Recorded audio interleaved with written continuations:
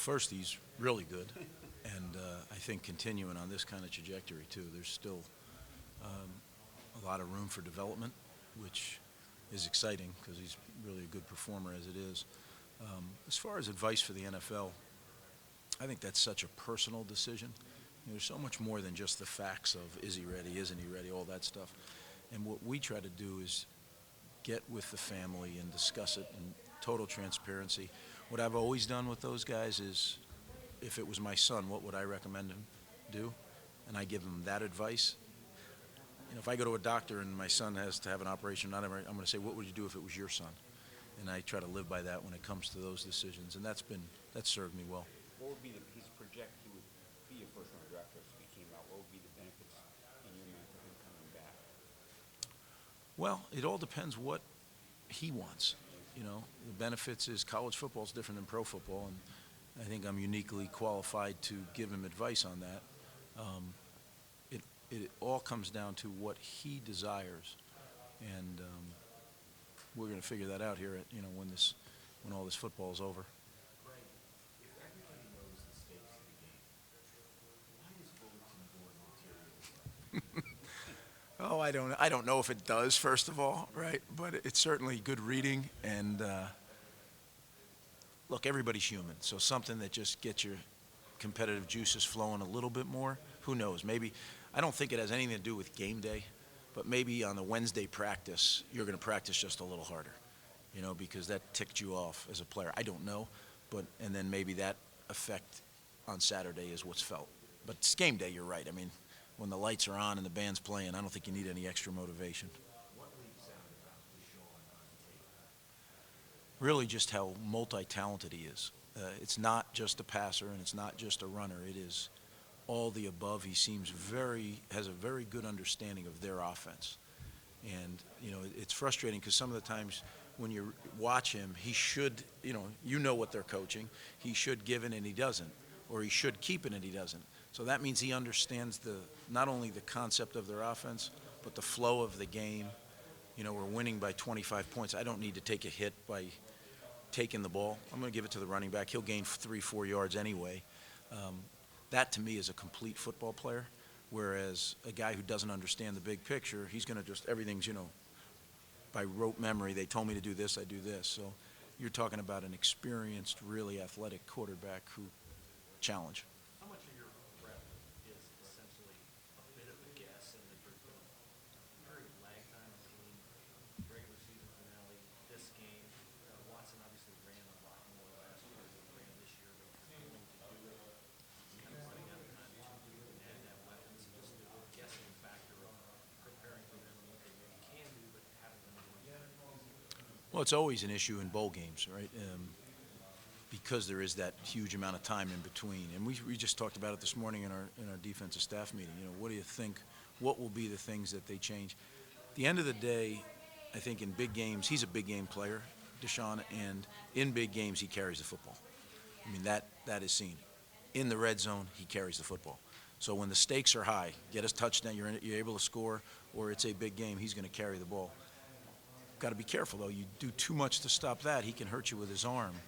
And that is the challenge of Clemson's offense, is they're so talented at so many positions that it keeps you honest.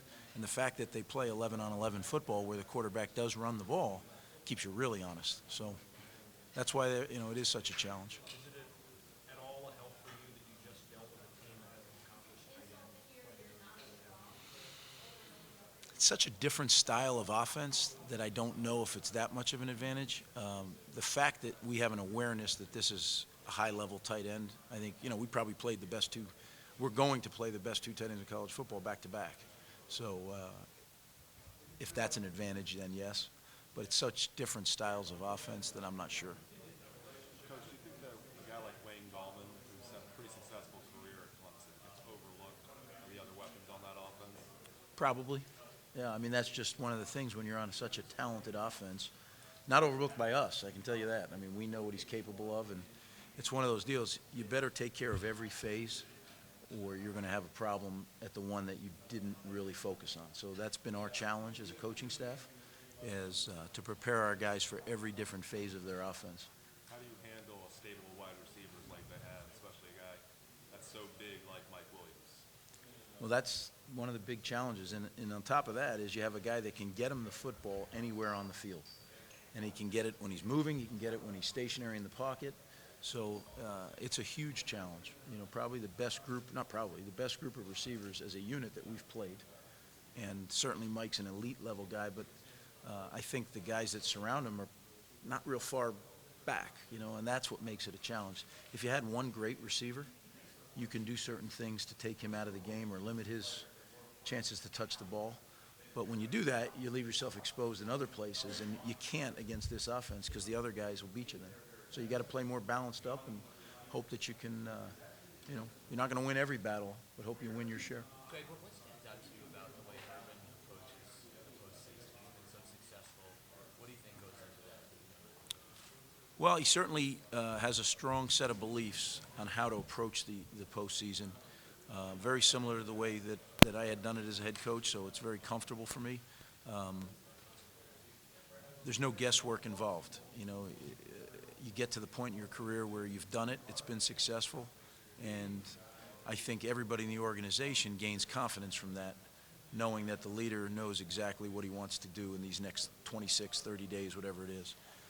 There's different phases in bowl preparation. It can't be just getting ready for the game the whole time. Otherwise, you'll end up, I don't know, burned out is the word, but bored, right? So we basically have 3 different phases in our preparation, and that's worked very well. I know 2 years ago, Ohio State was tackling in practice up until the day before the national championship game. Let's talk about that. That's still the same deal. You guys like going live right up until the day before the game. Pick your spots where we do it, but yes, yeah. As long as you have shoulder pads on, there's certain things that we're going to do live. You know, when you look at bowl games, it's much like first and second games of the season, really first games. Because if you're not careful, what in first games, what do you look at? Special teams aren't real good, and tackling. Those are the 2 things that really jump out. Bowl games are the same. So if you tackle in your preparation, I think you can nullify that one bad thing that can happen. And then if you really work some special teams at a high rate of speed, I'm not saying live special teams, that's too dangerous, but you really work them at a high rate of speed and you frequently do them, then you can kind of get that out of the way as well. Those are the 2 areas that I think long layoffs affect the most. I want to ask you about Marshawn Lattimore. He came into this season redshirted for 1 year, barely played last year. Now he's a third-year sophomore. He's had a breakout year. People say he's going to get first-round pick if he leaves. What's enabled him to make that kind of jump, Greg, as far as his play? Well, I think a couple things. Number one, he's an exceptional athlete. I mean, physically very, very gifted. Tremendous hand-eye coordination. I think if we moved Marshawn over to the other side of the ball, he'd be one of the best receivers on the team. That's the kind of athlete he is. But what he's been able to do, I think, you mentioned it, he had injuries his first 2 years. He's been able to learn how to manage his body and take care of his body like a pro, and that's allowed him to go out and play consistently week after week after week, which allows him to make those plays. I hear the medical staff doing something like new age with him, with his hamstrings. Can you talk more about that, about what they've done with him? You know, they really, you know, Coach Mick and the whole staff are on the cutting edge with everything we do. Without a doubt, the best that I've ever been around, and I think the best in America.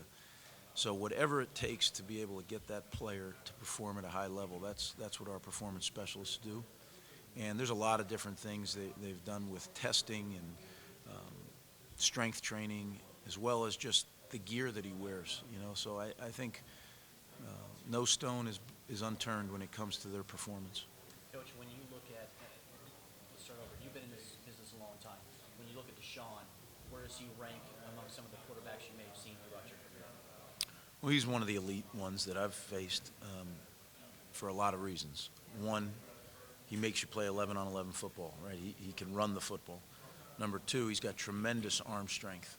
So from any spot on the field, whether he's in the pocket or he's moving by, you know, design movement passes, or the play breaks down and he just, you know, uses athleticism to get out, he can hit the ball, you know, he can throw the ball 50, 60 yards down the field.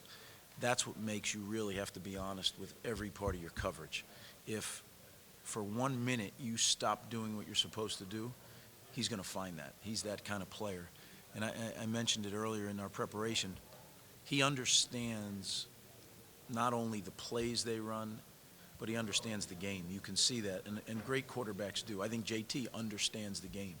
So little things that he does than an inexperienced quarterback or a quarterback who doesn't understand the bigger game within the game.